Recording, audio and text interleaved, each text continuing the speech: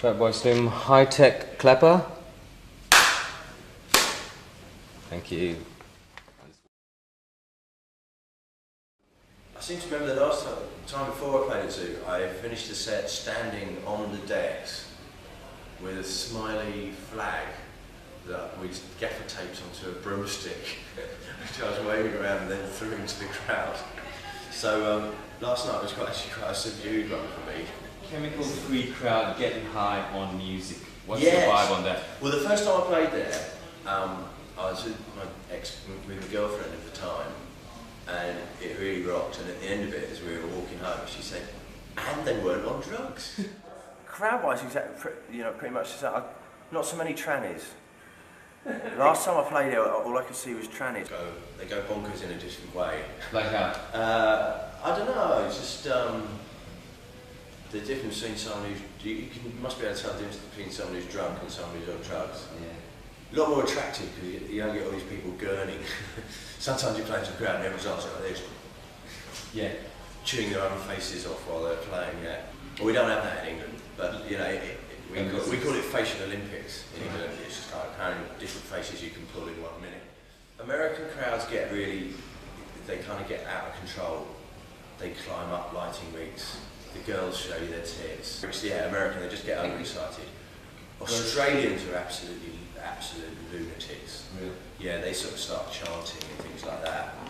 And the English crowd, it's just nice because I'm sort of a celebrity in England. Yeah, I get more of a kind of sort of hero's welcome in England because with me and my wife, we're like a sort of celebrity. Yeah. And then there's the Singapore. No, we're known as the posh and becks of the chemical generation. And then there's the Singapore crowd. Yeah, the Singapore crowd, they're up for it. They're up for it, but yeah, better looking. You were forced into doing a remix with David Beckham with your hands tied behind your back and a You would have to force me. You'd have to have a gun out. gasoline-filled rag in your mouth. What song would you choose? Is David going to sing it? No, worse, rap. Rap. You know what? You'd kill me. I'd just say, you know, it would be less painful for you to shoot me in the head. If they say Quentin, I ignore them. Plus, anyone who knows me knows that I would much prefer to be called Norman. So I ignore it if I'm called Quentin. Most people call me Norman, to be honest. Norm. No, Mr. Slims. No, Mr. Slims. Sometimes when I'm walking past building sites, I get "Oi, Fatboy!" But no, I've got so many different nicknames like Norbert, Norbachoff, Yeah. Nozza. Yeah, in fact, yes. In fact, in the last week, Ashley, the singer of Freak Power, did a voiceover of the intro. We're doing a gig on the beach at Brighton, which we did last year. Talking to Paul from the House Martins. Really? I worked on their last 2 albums. Excellent. And I'm talking to him, possibly about doing a track with him.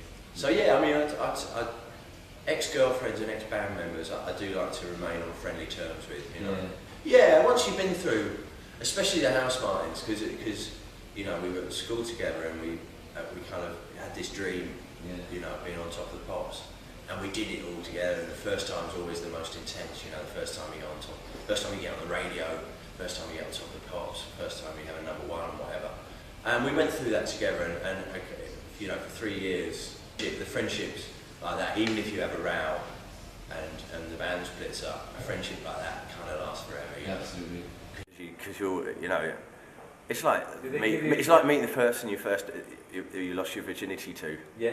You'll always kind of smile and go, yeah, right. Do the old boys look at you and go, hey, you're just Norman, like friends, like people that you worked with in the earlier days and stuff? Because you're huge now. In the past 2 years, you've just rocketed. Yeah, I don't talk to them anymore. My secret, I think my ears, I tend to hear a hit coming. I get sent maybe 10 records a day, and I flip through them, and some only get 10 seconds. But I seem to be quite good at picking the ones that are going to be hits. I wouldn't be surprised if when I die, the devil does say, by the way, here's your soul. Where's your soul? And I go, what soul? He said, well, you know, when you were 5 years old, you promised me your soul. You've obviously forgotten.